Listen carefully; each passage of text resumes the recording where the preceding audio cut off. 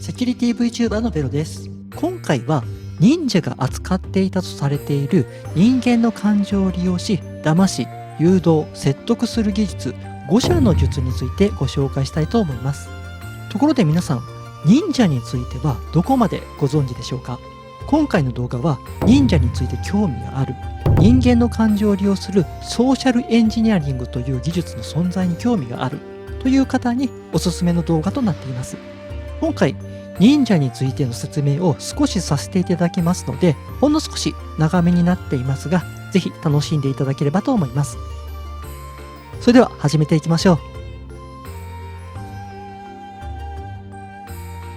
忍者は現代でいうところのスパイであり、敵地に忍び込んでの情報・暴力活動が主な任務でした。アニメや映画では忍者は超人のような身体能力を持つ集団のように描かれていることが多いですが、軍法重要集という軍学書によると、忍者に適した人として知恵のある人、記憶力のある人、コミュニケーション能力に秀でた人、この3つが重要で、これがなければ忍びは成り立たないとされていました。忍者は身体能力よりもいろんな状況に適切に対応できる知恵がまず必要とされていたということになります。さて、忍者のスパイとしての活動についてですが、忍者は忍び込むイメージが強いですが、実際の忍者は情報を得るためには忍び込むリスクよりも敵地の人とコミュニケーションを取ることが有効であるということをしていたようです。この敵地の人とコミュニケーションを取り、スパイ活動をするにあたって相手の感情を巧みに操る技術を使っていたとされています。そうです。このあたりがソーシャルエンジニアリングの要素だと私は考えています。今回ご紹介するのは五条五欲の断りという術の中のうち、人間が持つ喜怒哀楽に恐怖を加えた5つの感情五条を操る術、五条の断り、別名5社の術を絡めたソーシャルエンジニアリングについてご紹介したいと思います。ちなみに五欲については食、性、名声、財産、風流に関する5つの欲とされており、これについては別の機会にお話しできたらなと考えています。今回は先ほどお話しした五条の断り、別名5社の術についてソーシャルエンジニアリングの視点も含めてご紹介したいと思います。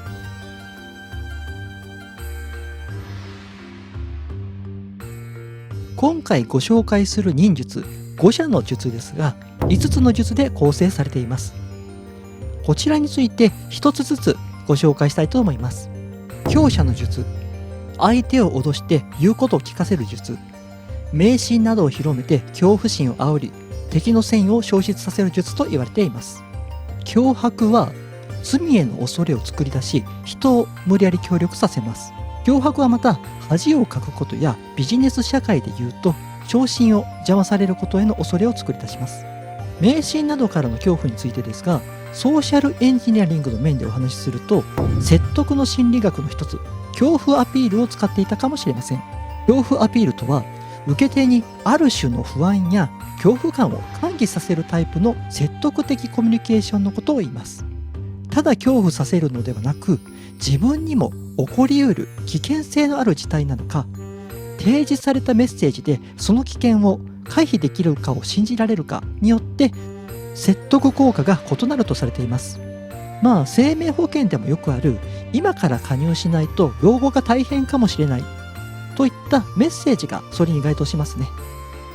老後の大変さという恐怖を語り、加入という回避方法を提示するという恐怖アピールの典型になります。記者の術、相手を褒めてご機嫌を取ることで隙を狙う、相手を楽しませて心を開かせ、その心の隙につけ込む術とされています。こちらは褒めて人の心を動かすための心理テクニックとしてビジネスマンは身につけているかもしれませんね。相手がこちらの希望の行動に対して何らかの関心を示したら、そのタイミングで背中を押して行動を起こさせます。実際に行動を起こしてくれたら褒めます。その後、無条件の愛情と敬意を示すことで相手の気持ちの心の栄養となり、相手は行動に取り組みやすくなります。落者の術。相手を羨ましがらせたり喜ばせたりすることで寝返らせる術とされています。人は優越感や自尊心をくすぐられると無防備になり、相手の言葉を受け入れてしまいがちになります。あなた一人だけにという言葉をかけられると、その気がなくてもつい乗せられてしまいませんか？コミュニケーションにおいて人間の心を開き、信頼感を抱かせるためには、自分に対して好意を持つように感じさせることが大事です。意見の内容より好感の有無によって人の心は動く傾向にあります。少し想像してみてください。自分の嫌いな人と好きな人が同じことを言っているところを想像してみてください。同じ内容のはずですが、あなたはどちらを信じてみたくなりますか？相手を打ち負かすのではなく、協調することで互いの利益を得る結果になることが理想です。交渉後にも相手とは良好の関係を継続することができます。土砂の術。わざと相手を怒らせることで動揺を誘い隙を突く、平常心を失わせる術とされています。相手を怒らせることで相手は勝手に想像力を働かせ、対立関係の緊迫感を増し、冷静さを欠いていきます。ここで何かしらアクションを起こしてしまうと緊迫感が消滅し、相手もそれに見合った行動をとってしまい消耗戦になりかねないので、あくまで行動を起こすことができるというポーズを見せて、そのまま持続させ隙を伺います。正直人間の感情で最もコントロールが厄介な怒りを利用することは難しいと思います。ですので応用にはなりますが、もし相手が怒っていた場合、あなたが相手の怒りの訳を分析して関係づくりをすることもできますので、そちらをお勧めします。愛者の術。相手の同情を誘う。あえて同情を誘う言動をして相手の心を掌握する術とされています。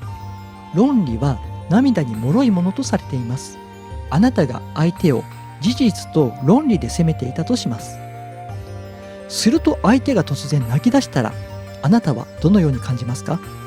追い詰めるのをやめて何かしてほしいことはある？といった具合に相手の有利な状況を提示して相手の感情をなだめようとしたりしませんか？特にあなたが女性であり相手が男性であれば効果的で成功率が高いと私は考えます。哀れな私を助けてくださいという戦法は魔法の杖のように効果的です。そろそろクロージングの時間です。ここまでの話をまとめます。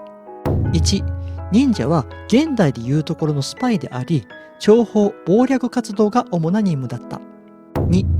忍者はいろんな状況に対して適切に対応できる知恵がまず必要とされており、敵地の人とコミュニケーションを取ることが有効であるということを知っていた。